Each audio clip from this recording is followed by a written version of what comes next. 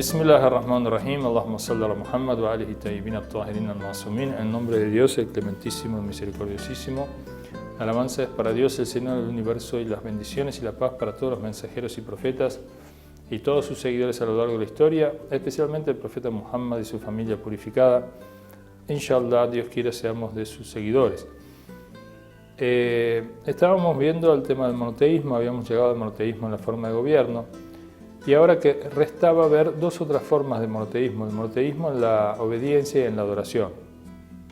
El monoteísmo en la obediencia sostiene que el único que debe ser obedecido es Dios, la única autoridad a la que nos debemos realmente obediencia obligatoriamente es a Dios, y a los demás seres que debamos obediencia como gobernantes cuando son puros, cuando son buenos, cuando son justos, cuando tienen el aval divino, entonces como están en línea con la voluntad de Dios deben ser obedecidos también.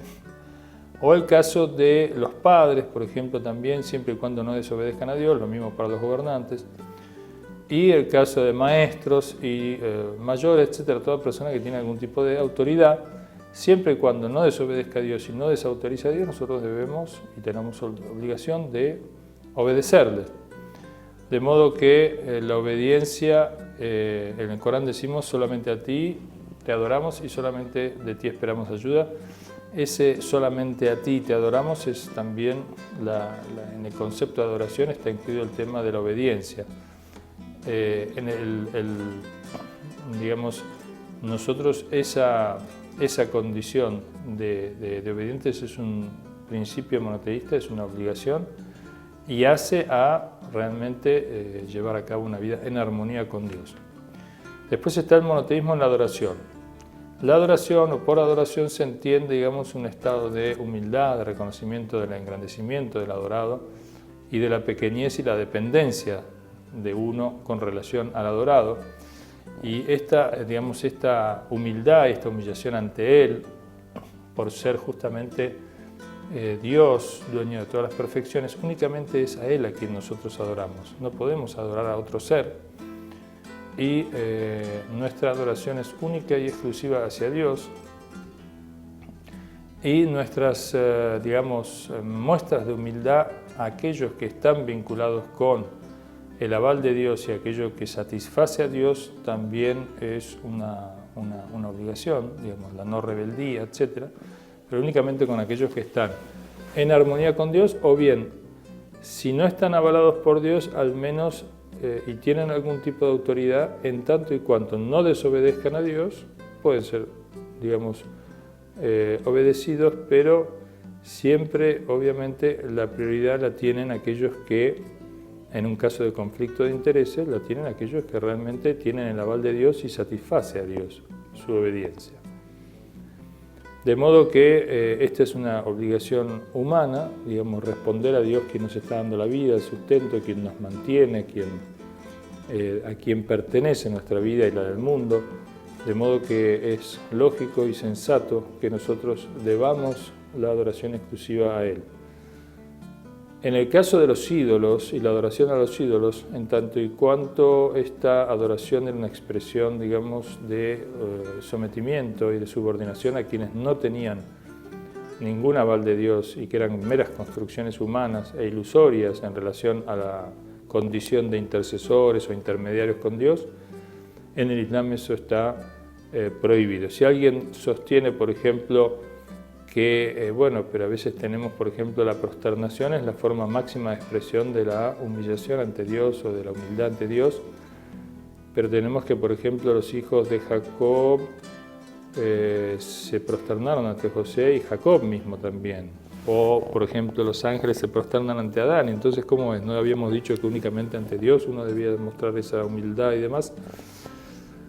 Obviamente que si en el caso de los ángeles es una orden de Dios que se prosternen ante Adán, simbolizando el servicio que deben prestar ante el hombre perfecto, el hombre creyente como es Adán. Y de hecho el hombre, cuando obedece a Dios, según una tradición, Dios hace que las criaturas le obedezcan también y estén en armonía con Él y lo sirvan, de modo que una persona muy allegada a Dios es una persona a la que sirven los seres, y el caso de los profetas queda visible que ellos, digamos, fueron servidos por los seres, el viento, los pájaros, los animales, la naturaleza, las plantas, etc., hasta el sol, la luna. pero son obviamente los grados superiores de sumisión y de perfección y armonía con Dios y de evitar todo tipo de pecados y cosas que desagradan a Dios y que hacen el mal. Luego tenemos que esto conlleva un tema y es, bueno, en el caso de Jacobo y los hijos que se prosternan ante José, eso es una muestra, digamos, de humildad, pero en reconocimiento a Dios. José es un profeta de Dios y no significa que ellos se prosternen ante un ser al cual consideran independiente de Dios o que no cuenta con la satisfacción de Dios esa acción. De modo que ahí también, en definitiva, todo vuelve a un reconocimiento de la divinidad y de la relación de un ser especial con Dios. Con relación a este tema, digamos, a veces se plantea la cuestión, y algunos musulmanes plantean si la creencia en la intercesión o la creencia en los intermediarios es correcta o no. Y desde el punto de vista del Islam, los medios para llegar a Dios son válidos en tanto y cuanto Dios los avale y Dios los establezca, como por ejemplo algunas prácticas como ser la oración, la caridad, etcétera, o el ayuno, que son medios para acercarse a Dios de purificación. Pero también la obediencia y el servicio, la ayuda y el esfuerzo por ayudar a los hombres de Dios también es un medio de acercarse a Dios. Y por ejemplo, luego hay otros casos, como ser, por ejemplo, digamos, el besar la piedra negra, por ejemplo, besar las tumbas de los santos o de los profetas, etcétera, ir a visitarlos, pedir a los profetas digamos, que supliquen por uno. Y en ese sentido el Corán está lleno de ejemplos de esto. Los hijos de Jacob le traen la camisa de José para que la frote por el rostro de su padre Jacob, que había quedado ciego, y recupera la vista. Y esto es una orden de Dios a José. José lo hace y recupera efectivamente la vista a Jacob.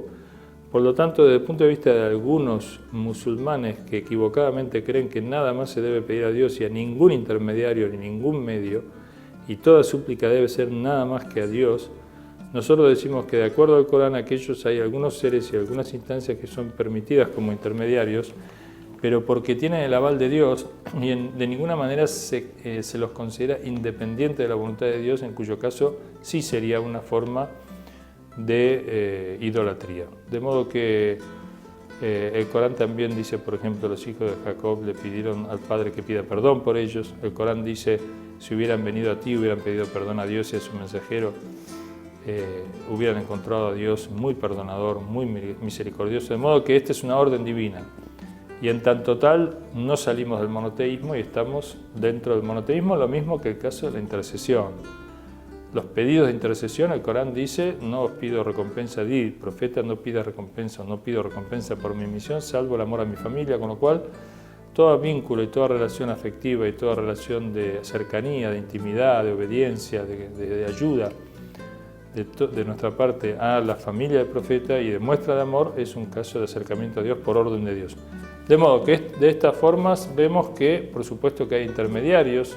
Por ejemplo, los padres son intermediarios para que nazcan los hijos deben obediencia y sumisión y buena conducta con los padres, salvo que, a diferencia de los profetas que son infalibles, los padres pueden no serlo y entonces, en la medida en que desobedezcan a Dios, no deben ser obedecidos, pero igualmente aún así deben ser bien tratados.